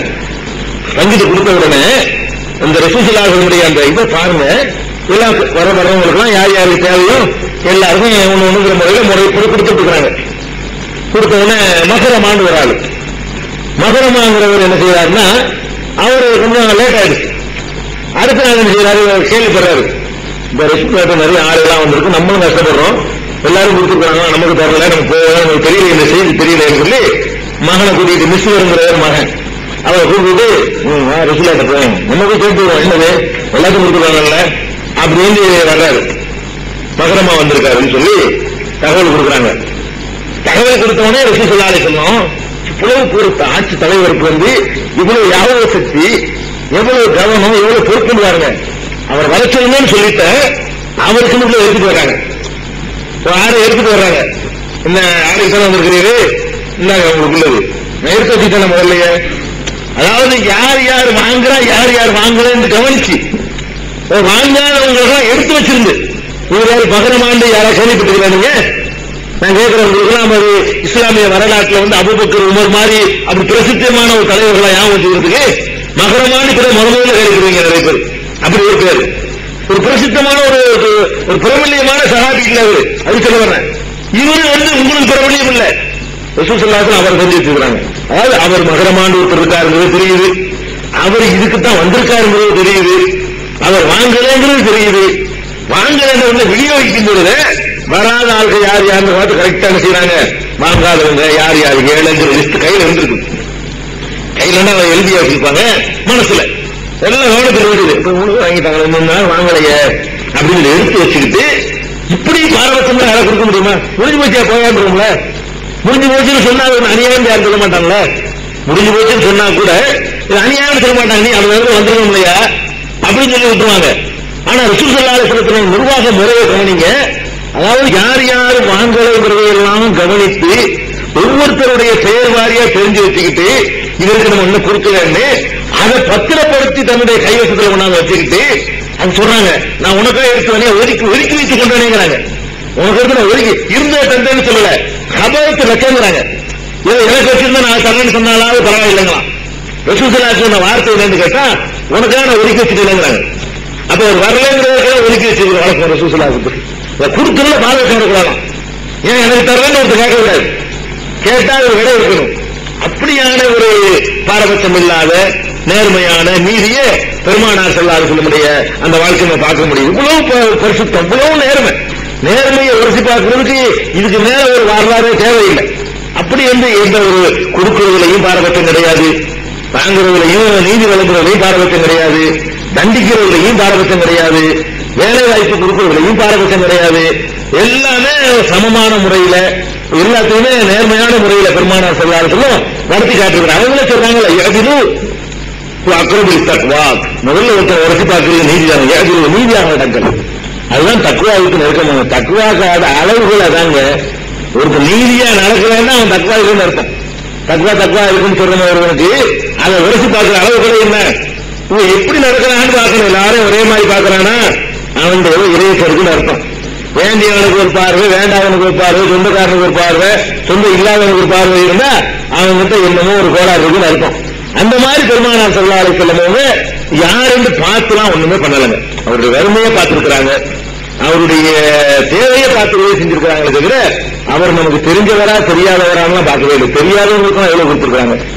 ஒரு போர்க்களத்துல இன்னும் சொல்ல போனா யார் அல்லாஹ்வுக்காக தங்களை தியாகம் பண்ணிக்கிட்டாங்களோ அந்த மாதிரி மக்களை வேணா தவிக்க விட்டுருக்காங்க. ஏற்கனவே அன்சாரி கொடுக்காம இருந்தாங்கல்ல, எவ்வளவு வந்தாலும் உங்களுக்கு நான் வந்துட்டேன், நம்ம உங்களோட நானும் கஷ்டப்பட்டு இந்த அகதிகளை வந்தவங்களை கொடுங்கன்னு சொல்லி அப்படி வேணா செஞ்சாங்களே தவிர அதை உங்களுக்கு புரிய வச்சு அதை ஒத்துக்கிற வச்சு வேணும்னா நீங்க ஆடு மாடு எல்லாம் எடுத்துட்டு போங்க, நான் அங்கிட்டு போய்க்கிறேன், நான் வேணும்னா எடுத்துட்டாங்கன்னு சொல்லி சரி கட்டி அந்த ஹிஜ்ர விஷயத்துடைய நன்மை உங்களுக்கு அடையணுங்கிறதுக்காக செஞ்சதை தவிர மற்றபடி எதை நீங்க எடுத்துக்கொண்டாலும் சரி இந்த வித்தியாசமே இருக்காது. ஒரு தடவை பெருமானார் ஸல்லல்லாஹு அலைஹி வஸல்லம் அவங்க ஹுனைன் போர், ஹுனைன்ங்கிறது இஸ்லாமிய வரலாற்றில் ஒரு பெரிய போர், பெரும் வெற்றி அடைந்த போர், பெரும் இழப்புக்கு ஆளான போர், பெரிய லாபம் கிடைச்ச போர், நிறைய ஒட்டகம் அது ஒன்றும் நிறைய அழுறாங்க போர்களை ஜெயிச்சு அந்த மாதிரி நல்ல செழிப்பை உண்டாக்குன போர் ஹுனைன் போர். ஆனா அவங்க பங்கு வைக்க வேண்டிய நிலைமை வருது. வந்தா அது யார் யார் வேதனை செய்யறாங்கன்னா நல்ல குறைசு உள்ளத்தில் உள்ளவங்க முக்கியமான ஆளுகளுக்குலாம் 100 ஓட்டத்தை வச்சுக்க, நீ 80 ஓட்டத்தை வச்சுக்க, நீ 20 ஓட்டத்தை வச்சுக்க அப்படின்னு என்ன செய்யறாங்க கொடுக்குறாங்க. யாரு கொடுக்கலன்னு கேட்டா இந்த அன்சாரிகள் தான் கொடுக்கல. அன்சாரி மக்கள் இருக்காங்கல்ல அவங்களுக்கு கொடுக்கல. அவங்களும் அதை செயற்படும் முதல்வர்கள் சொல்லி தான் சரி கட்டிட்டாங்களே, முதல்வர்கள் சொல்லி சரி கட்டிட்டாங்க, யாரும் கேர் பண்ணிக்கல. ஒரே ஒருத்தர் என்ன செய்யறாருன்னு கேட்டா இது நீதி இல்லாத ஒரு பங்கீடு, இது என்ன நீதி இல்லாத பங்கீடு, என்ன அளவுகள் பங்கீடு பண்றீங்க, இது அநியாயமான பங்கீடா இருக்கின்றவன. அதாவது அநியாயம் பண்றவனுக்கு என்ன செய்யணும் பல்ல காட்டு போயிடும் ரசூலுல்லாஹி அப்போ ஒரு கோவம் வருது. கோவம் என்ன செய்யறாங்க, நான் நீதியாக நடக்கிறேன்னு சொன்னா எவன் நீதியாக நடக்கிற எவன் இருக்கணும் சொல்லி பார்ப்போம். நான் செய்யறது நீதி இல்லைன்னு சொன்னீங்கன்னா நீதியாக நடக்கிற யாரு கூட நீ காட்டுற, நான் எனக்கு கொடுத்துட்டேனா, என்னுடைய சொந்தக்காரங்களுக்கு எடுத்துக்கிறேனா, எனக்கு வேண்டியவர்களுக்கு எடுத்துக்கிறேனா, எந்த அளவுகள் ஒரு அளவுகள் வச்சுக்கிட்டாங்க. அதாவது அகதிகள் உள்ளூர்காரர்கள் இது அளவுகள், உள்ளூர்காரங்களுக்கு ஏதோ ஊர் வசதி இருக்கு, ஒண்ணு இல்லாதவன் அவன் நல்லா வரணும். வெளியூர்ல இருந்து வந்தவன் வெளியூர்ல இருந்து அவன் வீடு வாசல்லாம் விட்டுவிட்டு இங்க வந்தவர் பள்ளி வாசல்ல படுத்து கிடக்கிறான். என்னதான் ஒரு ஊருன்னு ஒரு மனுஷனுக்கு வேணுமா இல்லையா? நீங்க எல்லாம் அன்சாரிகள் எல்லாம் சொந்த ஊர்காரங்க என்னதான் இருந்தாலும் உங்களுக்கு ஒரு வாசல் ஒரு சொந்தம் ஒரு பொண்டாட்டி ஒரு பிள்ளை எல்லாமே இருக்குது. வந்துட்டு கல்யாணம் பண்ணாம ஒண்ணும் இல்லாம பள்ளி வாசலுக்கு தெரியுற மக்கள் படுத்துக்கிட்டு வருங்காலத்தில் என்ன பண்ண தெரியுது அவங்களுக்கு முன்னுரிமை கொடுக்காம யாரு கொடுக்க சொல்றீங்க? அகதி எடுத்து கொடுக்குறேன், ஊருக்காரங்க நான் கொடுக்கல, ஏப்ப இதையே அணிதிங்கிறீங்க. அந்த அகதியில நான் ஒருத்தனா சேர்ந்திருக்கேன், நானும் வாங்க தருவில்லை. அப்படி பார்த்தோம்னா விஷயம் அகதி தானே, நான் அகதியில விட நான் எனக்கு எடுத்துக்கிற முடியும், எனக்கு எடுத்துக்கிற முடியும், நான் எனக்கு எடுத்துக்கல என் சொந்தக்காரங்க எடுத்துக்கல, அகதி கொடுக்குறாங்க. இது நீ அநீதிங்கிறியான்னு கேட்கறாங்க. அப்ப அளவுகோல்ல கரெக்டா இருக்கிறாங்க. இது இது மாதிரி ஒரு அநீதினு ஒரு விமர்சனம் நடந்திருக்கு ரசூலுல்லாஹி காலத்துல. அது யாரு சஹாபாக்களை பண்ணாங்க, மதீனாவுல ரசூலுல்லாஹி காலத்துல சஹாபாக்கள் பேர்ல இந்த யூதர்கள் முனாஃபிக்குகளா இருந்தாங்க. கொஞ்சம் பேர் முனாஃபிக்குகளா இருந்தாங்க. வேஷம் போட்டுக்கிட்டு இங்க வந்தா உங்கள்கிட்ட இருக்கிறவங்க, அங்க வந்தா அங்கள்கிட்ட இருக்கிறவங்க, போர்ல நல்லா வெற்றி கிடைக்கிற மாதிரி போரா இருந்தா போர்ல கலந்து சேர்ந்துக்கிறது, பின்னாடி நின்றுக்கிறது, களத்துல இறங்காம போர் எங்களுக்கு பங்கு வச்சுட்டாங்கன்னு சொல்லி கேட்கறது, இப்படியான ஒரு கும்பல் இருந்தாங்க. முனாஃபிக்குன்னு உங்களுக்கு பேரு. இங்க வந்தா உங்களுக்கு சேர்ந்தவங்கிறது, அங்கிட்டு வந்தா உங்களுக்கு சேர்ந்தவங்கிறது, இப்படி எல்லாம் நடந்த அந்த முனாஃபிக்கு கும்பல்ல உள்ளவனா ஒருத்தன் கேட்டவன். அவனுக்கு சொல்றாங்க ரசூலுல்லாஹி இதெல்லாம் சொல்லிவிட்டு இவனுடைய சந்ததிகள்ல மாத்திரம் இல்ல, இவன் சந்ததிகளிலேயே ஒரு கூட்டம் தோன்றுவார்கள், குர்ஆனை எல்லாம் ஓடுவார்கள், சொந்தக்குரிய கிடக்காது. அந்த மாதிரியான இவனுக்கு வேணும்னு குழம்பு பண்றதுக்காக இவனுடைய பாரம்பரியமா தான் வரும்னு சொல்லி ரசூலுல்லாஹி முன்னறிவிப்பா செஞ்சுட்டு போறாங்க. ஒரு முன்னறிவிப்பு மாதிரி இந்த மாதிரி ஓடுவாங்க, சொந்தக்குரிய கிடக்காது, இவங்க இஸ்லாத்தை விட்டு அவர்கள் அம்பு வெளியேற மாதிரி, வில்லிலிருந்து அம்பு வெளியேறும்ல அந்த மாதிரி இஸ்லாத்தை விட்டு வெளியேறுவார்கள் ஒரு எச்சரிக்கை பண்ணாங்களே, இந்த ஆளுதான் பண்ணாங்க. இந்த விமர்சனம் பண்ணாங்க, அவனுக்காகத்தான் பண்ணாங்க. அப்ப ரசூலுல்லாஹி அலைஹி வஸல்லம் பொறுத்த வரைக்கும் நீதியில அவரு கடுகளவு கூட அவங்க மாறினது கிடையாது. நீதி வழங்குறதுல, நேர்மையா நடந்து கொள்வதில்ல, இந்த ஒண்ணுதான் அவங்க வாழ்க்கையில ஒரு விமர்சனம் நடந்திருக்கு. மொத்த வாழ்க்கையிலேயே விமர்சனம் எடுத்து அந்த ஒண்ணுதான் நடந்திருக்கு. ஏற்று கேட்டது நீதியா நீ நடக்கல, இந்த ஒருத்தனா கேட்டுக்கலாம். அந்த ஒருத்தனும் கேட்டாலும் அவங்க அளவுகளை சொல்றாங்க. முஹாஜிர்களுக்கு கொடுத்தாங்க, அன்சார்களுக்கு கொடுக்கல. இந்த அளவுகளை தவிர அவங்க வாழ்க்கையில் எந்த ஒரு விமர்சனத்தையும் நீங்க நீதி தவறிட்டாங்கன்னு சொல்லி பார்க்கவே முடியல. அதே மாதிரி கொடுக்கிறதுல கூட பாருங்க, கொடுக்க நினைச்சாலும் நம்மகிட்ட எப்படி நடந்துக்கிறான்னு அதை பத்தி நம்ம மாறும். கொடுக்கணும்னு நினைச்சிட்டு இருப்போம். திமிரா வந்து கேட்டான்னு வைங்களேன், கடன் கொடுக்கற கூட கொடுக்க மாட்டோம். ஒரு ஆளுக்கு நம்ம 1000 ரூபாய் கடன் வாங்கிட்டாங்க, இன்னைக்கு கொடுக்கணும் முடிவு நினைச்சுக்கிறோம். கேட்க வரும்போது என்ன கூட அப்படின்னா வைங்களேன், கொடுக்க நினைச்சு மாத்திக்கிறோம். கொடுக்கணும்னு இருந்தேன், உங்களுக்கு திமிரா வந்து 1000 ரூபாய் இருக்கிற நான் வந்து எத்தனை போறேன் அப்படின்றோம். நம்மளை சீண்டுனா கொடுக்க நினைச்சா கொடுக்க மாட்டோம். மற்ற சாதாரணமா கொடுக்க நினைச்சா கூட நம்மளை சீண்டி பார்த்துட்டான்னு வைங்களேன், அது வந்து நம்ம நாணயத்தை உரைச்சி பார்க்கறது பெரிய அளவுகள். நம்ம டக்குன்னு அப்படி பறிக்க வச்சிருவோம், இருக்கிறது இல்லைன்றோம், வாங்கினது நீங்க எப்படி வாங்கணுன்றோம். கடன் வாங்கிட்டு கூட கடன் நானே வாங்கினேன் ஆதரவு இல்லையா அப்படின்றோம்ல, ஒழுங்காக வந்து கேட்டா கொடுத்துருப்போம். அது திமிரா கேட்கணும் செய்வோம். ஆதரவுக்கா வாங்கின சாட்சி இருக்கா, எழுத்து வந்திருக்கா, வச்சிருக்கிறியா போ இப்படின்னு சொல்லுவோம். ரசூல் ஸல்லல்லாஹு அலைஹி வஸல்லம் பாருங்க, அந்த கொடுக்கிறதுல இதெல்லாம் ஒரு யோசிச்சு பார்க்கிற அளவுகள். சீன்றதுல எந்த அளவுக்கு கேட்டா ஆபத்து வர்றாரு வந்து அந்த கள்ளி மரம், கள்ளி செடி இருக்குல்ல, அந்த கள்ளி இல்ல, அந்த கருவேல மரம் முள்ளு வேலைக்கு வருவாங்க, 50 இருக்கு காட்டுக்கு வருவாங்க. அப்ப ஒரு நாள் ரிசுத்தெல்லாம் போயிட்டு இருக்கும்போது முகமது தெரிவித்தாரு, முகமதே அவன் பெருமாள் கொடுக்கணும், துண்டை பிடிச்சி கழுத்தை நறுக்கிக்கிட்டு எனக்கு தான் கொடுக்குறாரு. என்ன பைய கூட துண்டை என்ன வேணும்னு சொல்லு, எனக்கு கொடுக்கவே இல்லையா அப்படிங்கிறாரு. என்ன நம்மளால என்ன செய்வோம், அது என்ன அளவுக்கு ஆகுதுன்னா பிடிச்ச தள்ளு முள்ளுல போய் விழுவுறாங்க. சூழலா இருக்கும் முள்ளு மரத்துல. அவர் என்ன செய்யறாரு, எனக்கு என்ன கொடுத்தா என்ன செய்யற அது கொடுத்து வச்ச மாதிரி. கடனும் இல்லை ஒண்ணும் இல்லைங்க, ஆட்சி தலைவர் போராடுக்கும் அள்ளி கொடுக்குறாருன்னு கேள்விப்பட்டு வர்றாரு. இருந்தாலும் அது கிராமவாசிகள் அப்படிதான் இருப்பாங்க. இந்த ஆராபுகள் சொல்றவன் அது சில பேருடைய சுபாவங்கள். இது ஒன்றும் தப்பா எடுத்துக்க முடியாது. அவன் வேற ஒன்று செய்யறதில்ல, அவன் சுபாவம் தட்டுனாலே நமக்கு வலிக்கும். சோமா இருக்குன்னு அர்த்தம் கைய, அவன் மொட்டாத்மாயகரமா இருக்கு. அவன் நினைக்க தட்டி கொடுக்க நினைச்சுக்கணும். அவன் நினைக்கிறவன் தட்டி கொடுக்க. இன்னைக்கு இருக்கிறானு, இன்னைக்கு பதவிகள் இருக்கிறானுல அரபு நாட்டுக்கு போனீங்கன்னா பதவிகள் அடிச்சா நம்ம தாங்க முடியாது. அவன் அடிக்க மாட்டானா, என்னப்பா சோமா இருக்காமா கை கொடுத்தா அடிக்குங்க, முசாபா கையை கொடுத்துட மாட்டேங்கிறேன் அப்படிலாம் இருக்கானா. அந்த மாதிரியான ஒரு முரட்டர்கள் அவங்க. இன்னைக்கு திரும்பல, முரட்டுத்தனத்துல திரும்பிக்கிறல, இன்னைக்கு எப்படிதான் இருக்கிறாங்க. அப்ப அந்த மாதிரியான அந்த பதவிகள் உள்ள ஆளா இருக்கனால முழு மதத்திலே தள்ளிவிட்டார்கள் வருது, சுராய்ப்பு ஏற்படுது. சிரிச்சுக்கிட்டு வந்துருக்கு, என்ன வேணும் நீ, ஒட்டகம் வேணும், ஒட்டகம் தானே கொடுத்துருப்பா, ஒட்டகத்தை கொடுத்துடு அப்படின்னு ஆர்டர் போடுறாங்க. அப்ப எதுக்கு சொல்றேன்னு கேட்டா, சீன்ற நேரத்துல கொடுக்க கூடாதுன்னு ஒரு வழி, ஒரு கொடுக்க நினைச்சிருந்தா கூட கொடுக்க கூடாதுன்னு வரும். கேட்டவருக்கெல்லாம் கொடுக்கிறது, கேட்டவர் யார் வந்து கேட்டாலும் சரி, இல்லைங்கிற விளையாட்டே கிடையாது. அந்த மாதிரி கொடுக்கக்கூடிய ஒரு தன்மை பெருமானார் ஸல்லல்லாஹு அலைஹி வஸல்லம். அதே மாதிரி மாலிக் இப்னு ஹுவைரிஸ் அவர் ஒரு நல்ல ஒரு சஹாபி. அவருக்கு தொழுகை சம்பந்தமா அறிவிக்கிற ஹதீஸ்ல நிறைய ஹதீஸ் அவர் தான் அறிவிக்கிறார். தொழுகையில கிடைக்கிறதுக்கு மாலிக் இப்னு ஹுவைரிஸுடைய அறிவிப்பு அவர் வெளியூர்காரர் தான். இவர் நாங்கள் 20 இளைஞர்கள் வந்து இஸ்லாத்தை ஏற்றுக்கொண்டு இஸ்லாத்தை கற்றுக்கொள்வதற்காக வேண்டிய வந்தோம்.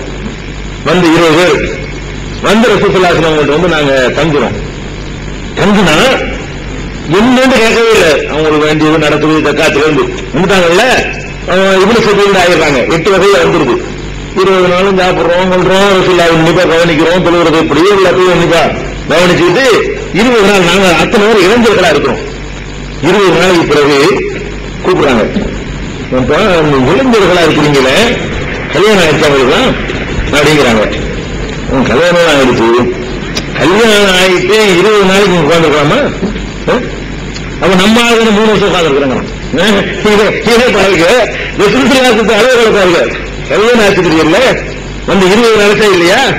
அவர் சொல்றாரு, இவ்வளவு ஒரு அந்யோன்யமும் அன்பு, ஒவ்வொருவரையும் அக்கறை செலுத்தக்கூடிய ஒருத்தரை நாங்க எங்க வாழ்க்கையில முதல்ல பாக்குறோம். அவங்க சொல்றாங்க, அந்த மாலிக் இப்னு ஹுவைரிஸ் முதல்ல பாக்குறோம். இதெல்லாம் கேட்கறாங்க, கல்யாணம் பண்ணிட்டீங்கல்லப்பா, 20 நாளா கிடக்குறீங்க, போய் ஜாலியா சந்தோஷமா இருப்பீங்களா? இங்கே வந்து கலந்துகிட்டு இருந்தா என்ன அர்த்தம்? வீர தெரிஞ்சுக்கிட்டு தான் வந்திருக்கிறீங்க. அதனால நீங்க என்னென்ன செய்யணும் அளவு சொல்லிடுற மொத்தமா நீங்க முதல்ல போய் குடும்பத்தோட சந்தோஷமா இருங்க. ஒரு அளவுக்கு மேல நீங்க குடும்பத்தோடு பிரிஞ்சிருக்க கூடாதுன்னு சொல்லி அந்த இளைஞர்களை பார்த்துட்டு, இளமையை பார்த்துட்டு, இவங்க எல்லாம் வந்து அவங்களுக்கு ஒரு ஆசை இருக்குது, அவங்களுக்கு உணர்வுகள் இருக்குன்னு சொல்லி அவங்களை பிடிச்சி அனுப்பி வைக்கிற அளவுக்கு இப்படி எல்லாத்தையும் உன்னிப்பா கவனிக்கிறது.